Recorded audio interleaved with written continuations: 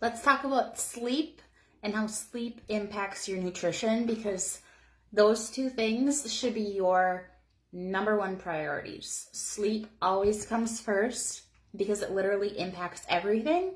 And when you're not getting enough sleep, your body cannot function properly. You make poor choices. You can't think correctly. And I highly recommend, if you want to know more about sleep, reading this book, Why We Sleep by Dr. Matthew Walker, or the book Why We Sleep by Shawn Stevenson.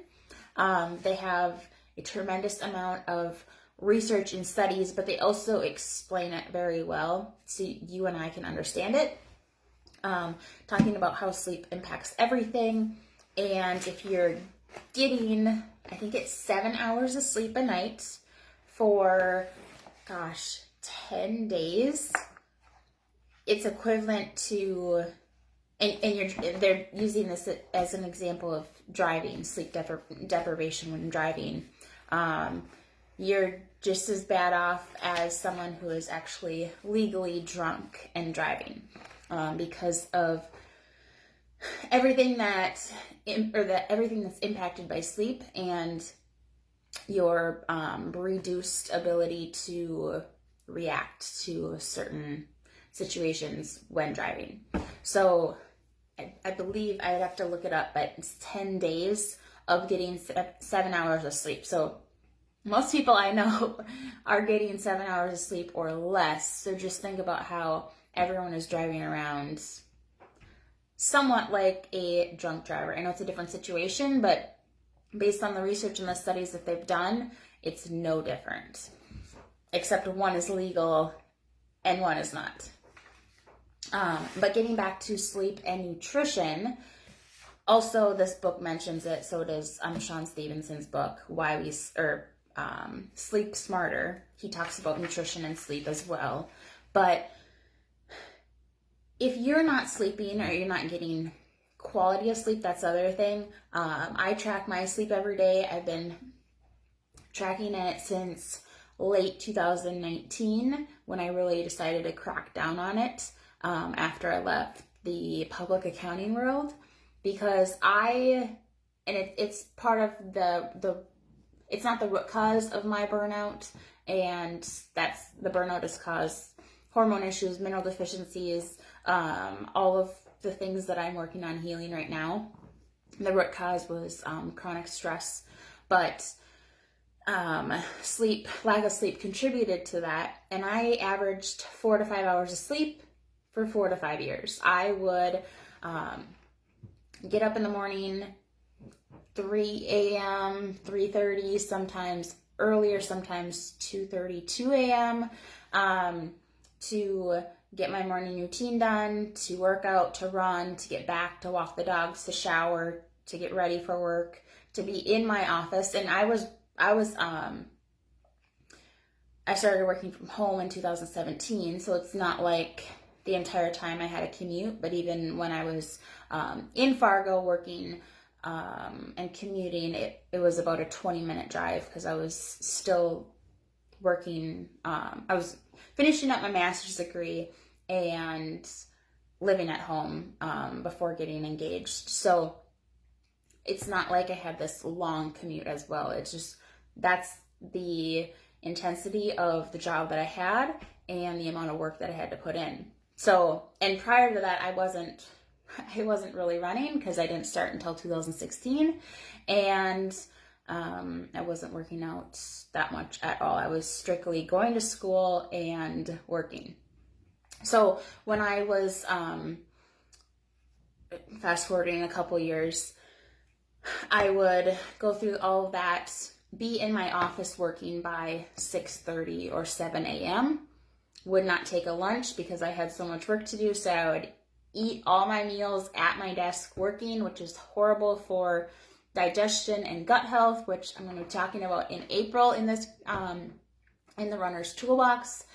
And I would work until about 6 p.m. I would stop, take about an hour break.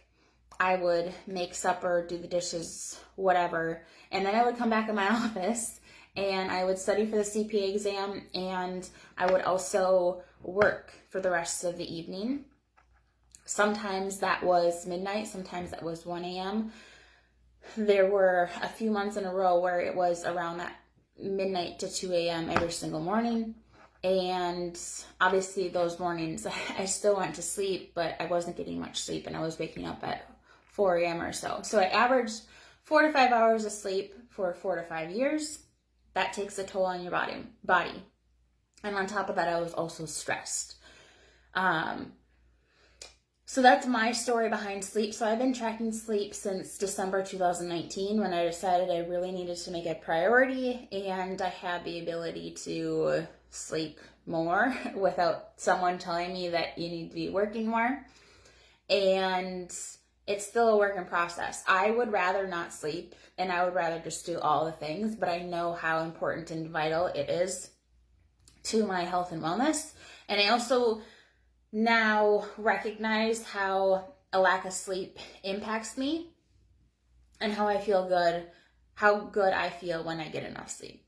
Because I was in survival mode, I felt like invincible, and I was never tired until the burnout hit me in 2019, and I could not wake up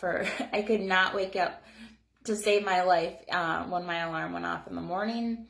I had to take a nap in the morning, every single morning. I had to take an afternoon nap every single afternoon. I would fall asleep at like 6 p.m. And then when I eventually went to bed, I could not fall asleep. Once I fell asleep, I would wake up at 2 a.m. every single day, or every single morning, because my circadian rhythm had changed. My melatonin levels were off, my cortisol levels were off, everything was out of whack. The chronic stress, lack of sleep caused, I mentioned the burnout, but it caused hormone issues, it caused gut issues, it caused mineral deficiencies, and all of that also contributed to heavy metals in my body. And I promise this all has a purpose, because all of this demonstrates the 3 things that you cannot do, that your body cannot do if you don't get enough sleep. The first one obviously is it cannot repair itself like it should be able to, because the majority of your recovery and repair actually happens when you sleep. That's why sleep is so important. It's also why rest is so important, because you are not getting stronger, you're not getting faster when you are running, when you're lifting weights, when you're cycling, when you're swimming, whatever activity. You're getting stronger on rest days, you're getting stronger when you're sleeping. So that recovery process, that repair process cannot take place if you are not sleeping. Okay, so that's the first one. The second one is your body cannot digest. Your body, your gut has to rest in order to digest. They say rest and digest. So me working and eating through all my meals was not doing me any good. Even if I didn't have any gut issues, even if you're 100% healthy and you're scrolling your phone while you're eating a meal, you are watching TV while eating, you are listening to a podcast, you're working while eating, standing while eating is another thing. Your body cannot properly digest and absorb the nutrients that you're eating.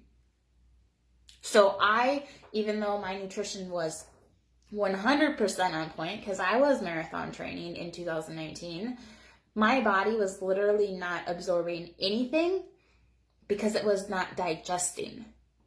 So even though I was eating all the whole foods in the world, I was eating a lot in order to support my training, I was not absorbing anything. And with that also came a lot of weight gain, because I was not absorbing anything, and I had a lot of inflammation, and that came from the chronic stress. And then my cortisol levels are also chronically high. So you see how all of this is impacted by everything. So you cannot digest. And the third thing, so the first thing was you cannot repair, you cannot recover, you cannot digest, and you cannot detox. And I'm not talking about some quick detox drink or whatever. Like, your body has its own process of detoxification. Your liver is a big part of that. So are your kidneys. But your liver is a huge part of that. And your body cannot properly detox if you're not getting enough sleep. Remember, so many of these processes take place when you're sleeping. So if you're deficient on a mineral, heavy metals actually take the place of those minerals. So I was extremely deficient on my electrolytes, my potassium, my sodium, magnesium. Why was I deficient on these minerals? One, my body was not absorbing everything. But two, even through the healing process, even now, I'm burning through minerals very, very quickly because the gut uses up the majority of your minerals that you take in. Okay, just remember when we talked about your brain using about 60% of your glycogen stores, your gut uses a big portion of your mineral stores. Okay, so just another reason why to make sure that you're getting all those micronutrients. So if your body cannot properly detox the heavy metals, your body cannot detox anything foreign that you are eating, anything foreign that you're breathing in the air, in smoke, in whatever, anything, car exhaust, any of that stuff, anything that you put on your skin is actually an organ, and it's your body's largest organ. Anything that you put on your skin goes directly to your bloodstream. Kind of scary. But if you, again, are putting on like Bath and Body Works lotion, that is getting absorbed into your skin or into your bloodstream. And your body, as a healthy individual, is able to detox, remove the majority of the chemicals that are in that your body does not need or recognize. Okay, but if you're not getting enough sleep, your body cannot do that. Okay, so your body cannot repair itself, your body cannot digest, your body cannot detox if you're not getting enough sleep. So yes, I know I said just going to talk about nutrition, but it's all related, so I have to talk about these other aspects. And if your body cannot do those things, what is impacted? Your hormones, again, I mentioned your digestion, your thyroid, your metabolism, your energy, your skin, just to name a few, okay? So everything is impacted by sleep or lack of sleep. I mentioned how your metabolism decreases. Your want for healthy foods is also going to decrease. Your body is going to, when you're low on sleep, looks for quick energy sources. That's why you reach for or crave the sugar, the white carbs, anything that is easy to digest. Like yesterday when we talked about long run fuel, you want those carbohydrates that are quick and easy to digest. But it's a similar thing when you're low on sleep. That's why you reach for the carbs and the sugars, because it's a quick energy source, and your body is very smart and it knows that. The other thing is with caffeine. So with caffeine and with sugar and with the simple carbs that are easy to digest and quickly digested, you have that blood sugar spike. So you have that initial high, and then you crash. And then people load on more caffeine or more sugar, and you get that high, and then you crash, okay? So where this comes into play, habits. habits and routine. Ingrain the healthy habits of eating primarily whole foods so that it's not even something that you second guess. You're tired, you're still reaching for your meals that you meal prepped with your protein, your potato, your veggies, your fruit, all of that sort, okay? Because when you have those routines and it's just second nature, you don't have to think about what your next meal is going to be because you meal prepped it and you meal prepped these whole foods because that's all a part of your lifestyle. You don't even have to think about it. You don't even have to second guess it. You already know what you're going to meal prep next week, or you already know what you're going to make for supper, or you already know that's what your next meal is going to be. So you're not thinking about the sugar, the quick energy sources. You have those habits that are ingrained in you that make the decision easy. Almost as if it's on autopilot. And what happens when you eat those whole foods, you don't get that spike. You get more of a steady flow of energy and you feel better and you feel good about the decision that you also made, okay? So think about the habits and the routines that you can create and ingrain in yourself so that if the situation comes along, which it's going to happen, and you're low on sleep, you're reaching for those healthy decisions. Okay? What else? The other thing that sleep can impact, besides how you feel, how you perform, your strength, and all the physical aspects, yes, are going to be impacted. But getting back to the mental aspects, your decision-making ability is going to decrease. Your decision fatigue is going to increase. And your mental capacity is going to decrease. So less clarity, less ability to focus. Again, your decisions aren't going to be made as well. So you have all these different aspects that are wrapped up. And when you get enough sleep, everything is easier. Your nutrition decisions are easier. Your whatever you do for work is a lot easier. You can focus, you have mental clarity, you're energetic, you have that steady flow of energy, your blood sugar levels are stable, you don't have those crashes and burns, you don't feel like crap, you don't feel drained, you don't feel tired, you don't have to take an afternoon nap. And also it comes with eating enough food. Yes, we talk about that aspect, but really sleep impacts everything. Sleep has to come first. If you are crushing, or if you are on point with your nutrition and you are getting in all your runs and your workouts, but you're not sleeping enough, you need to make sleep a priority. And if that means cutting a run short, cutting a workout short, even